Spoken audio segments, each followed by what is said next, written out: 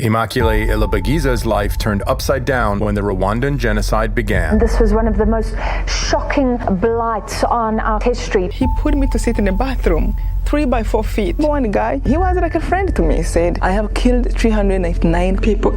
I want Immaculée to be the 400. They divided the people of the country in 2 main tribes, Hutu and Tutsis. Tutsis were slaughtered in their tracks wherever they were found. You fell into this category, you became one tribe. If you fell in the other, you became the other tribe. To a point where among brothers, same father, same mother, became different tribes. This is a real form of racialism. These people had lists. They had lists of people that had to be killed, and then it became crazy. It's me. This is my neighborhood. I haven't changed. We're friends. Hutus armed with machetes searched every house, every hill. It's over. They found me. They're going to kill me. And I remember thinking, this is it. You were hunted for 91 days. How did you survive?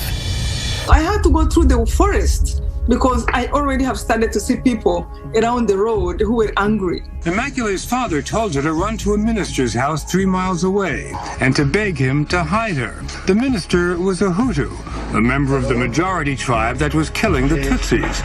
But he'd been a friend of the family's, and he was a minister. I went to him, I was shaking.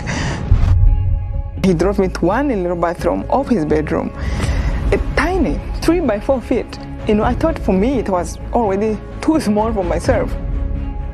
And then he went back, brought 5 more women. Immaculée and the other tall women sat with their backs against the wall.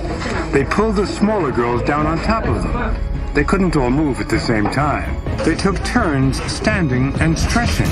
7 women in this bathroom, 3 feet by 4 feet. Several people had seen the Tutsi women arrive at the pastor's house, but no one had seen them leave. So after a few days, dozens of Hutus stormed the house, hoping to find the women and kill them. There's a little window in the bathroom.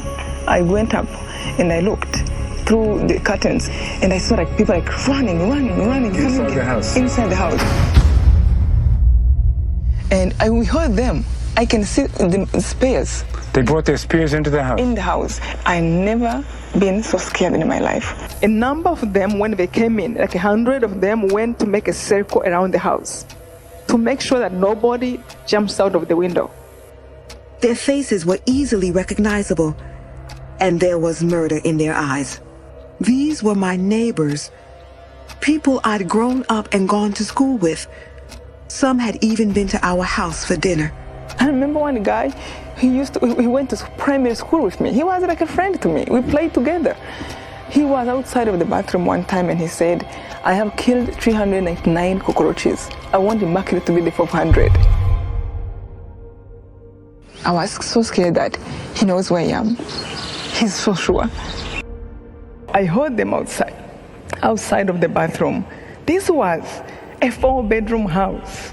There's nothing in my heart can tell me they might not find us. I knew it was over. 300 to 400 people. They started to scream when they came inside. And somehow I remember feeling like I had 2 voices over my shoulders.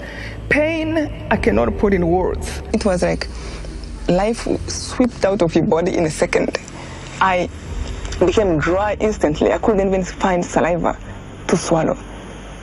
Pastor Simeon Nahabimana showed us how he tried to divert the killers away from the women. He showed them other bedrooms and urged them to search his attic. And he was telling them, I send them away. Those girls, I send them away. They can help themselves. I don't want to be in trouble. They went everywhere in the house, in the ceiling of the house with flashlights, on the roof of the house, under the beds. They even opened suitcases to make sure there were no babies hiding. At last, they came right to the door of the bathroom. It's over. They found me. They're going to kill me. They're going to cut me in pieces. It's me. This is my neighborhood. I haven't changed. We're friends. I heard one voice was discouraging me and was telling me, open the door, end the torture. They're going to find you anyway. And that voice was right. But another voice was telling me, do not open the door.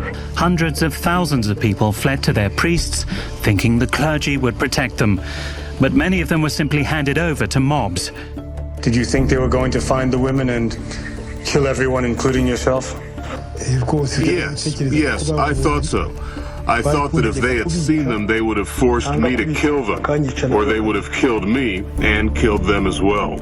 You think they might have forced you to kill them? That's what they did elsewhere.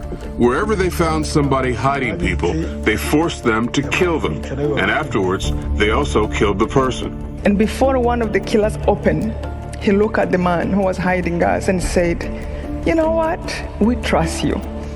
You are one of us." And they turned around and left.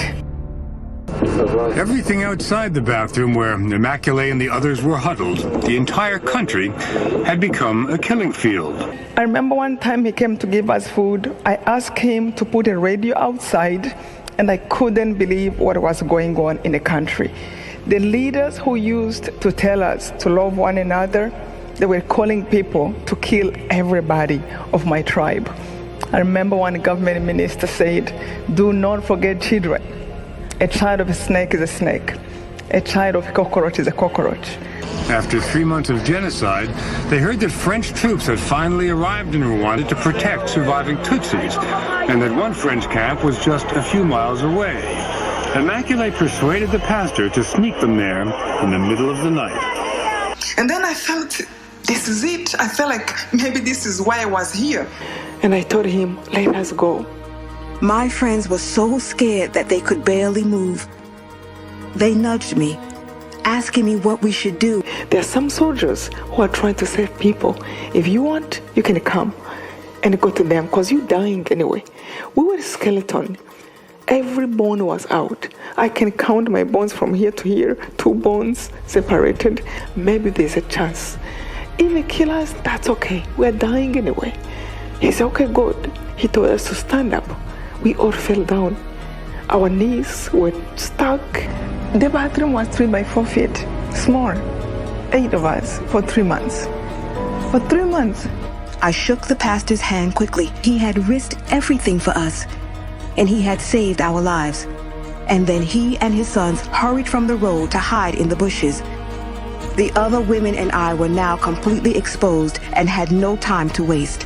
We didn't see them coming. They appeared out of the night, coming over a small rise in the road. But this gang, everyone had a spear, had a machete. Some of them have guns. So they were like, you see people, but the spear are taller than them. I looked one Interahamwe straight in the eye and held his gaze. My heart told me that he was a person just like me, and that he really didn't want to kill. I didn't blink, and we stared into each other's eyes for what seemed like a lifetime. Finally, the killer broke my gaze and looked away. He turned his back to me and dropped his machete. And when we reached the gate, I was like, "We're Tutsi, please help us." So he said, "Okay, come in." We went in. For the first time in 3 months, I saw somebody genuinely having pity on us.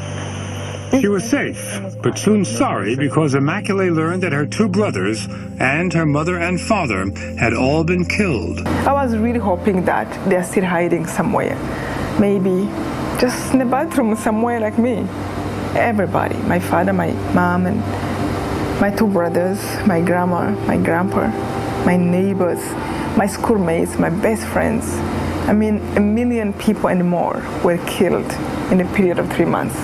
I am truly here because my father was able to trust somebody from the other tribe and made him a friend, and he was a good man. What happened to him? You know, he survived, and we separated 3 months later. We couldn't say much about where we were hiding until slowly people who have hid people became heroes in the country. He was a hero. I still remember when I came outside. The first thing, it was about 3 in the morning. The first thing I realized was there was dead bodies on the streets. But the trees were still there. The mountains were still there. And like, people kill each other, but the trees are still simple and standing. It was a moment that was sad. And just to realize what people can do to each other and for what reasons. It wasn't worth it. I did hate, of course. I was very angry. I couldn't understand how another human being can cause you so much pain. Why? We were all created. We never chose to be who we become. We don't choose our race. We don't choose our tribe. We don't even choose a country where we are born. And I thought that I can pay them back for what they were doing to me. And thank God, I was able to see that that was useless. That was only going to prolong the pain and hatred in this world. Like many terrible things that happen to us, they make us stronger if we really pay attention. I learned so many lessons I would never have learned in a normal time. And one of the big lessons was to understand the importance of love. It's really because we failed to love one another that the genocide happened to us, that 1 million people died. It was lack of love among people. So that teaches me that only thing you can do that is worthwhile, that can build the world, is loving one another. Every single day I wake up in the morning, I hope I can use my life for something beautiful. Use my life to touch another human being. Love heals. When you care for another person, love comes back to you somehow. It is really all about love. Life is your gift, and it is up to you how you choose to use it. Either to love or to hate. To uplift or to pull down, to be kind or to be mean. If you choose love, I am with you.